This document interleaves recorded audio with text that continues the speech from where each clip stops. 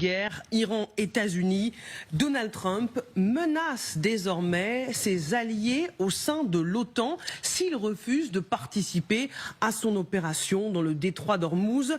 Le président américain, conscient qu'il ne peut pas débloquer ce passage stratégique sans l'aide d'autres pays. Son appel à une coalition qui a été envoyée à 7 pays, dont la France, le Royaume-Uni, le Japon ou encore l'Australie, est soit resté sans réponse, soit à essuyer des refus. Alors le président américain s'agace. Regardez ce qu'il a déclaré à nos confrères du Financial Times. S'il n'y a pas de réponse ou si celle-ci est négative, je pense que cela aura des conséquences très mauvaises pour l'avenir de l'OTAN. Partons aux États-Unis. Retrouvez l'une de nos équipes, nos reporters, nos correspondants sont mobilisés partout à travers le monde, là où ce conflit se joue, pour vous faire vivre ce qui se passe en direct sur le terrain. Retrouvons Marion Russell et Éric Josset à Washington. Bonjour Marion. C'est un président américain très agacé par l'attitude de ses alliés qu'il a appelé à l'aide, qui passe désormais au stade de la menace.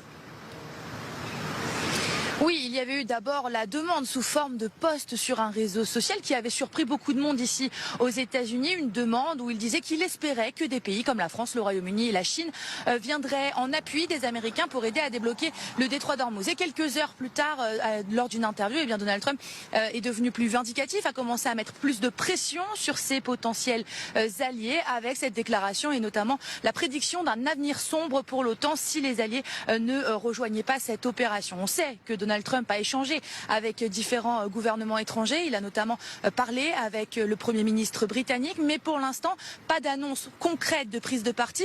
Mais des informations du Wall Street Journal laissent prendre l'idée que la Maison-Blanche pourrait annoncer dès la semaine prochaine une coalition, sans préciser les pays qui en feront partie. Donald Trump qui est donc parti en quête de soutien, d'aide aussi. C'est la première fois qu'il en a demandé aussi ouvertement à d'autres pays, parce qu'il le sait, cette question du détroit d'Ormuz, elle est centrale pour lui, pour sa politique extérieure, mais aussi sa politique intérieure. De plus en plus d'Américains se retrouvent extrêmement concernés et extrêmement inquiets face à l'augmentation du prix du pétrole et du carburant.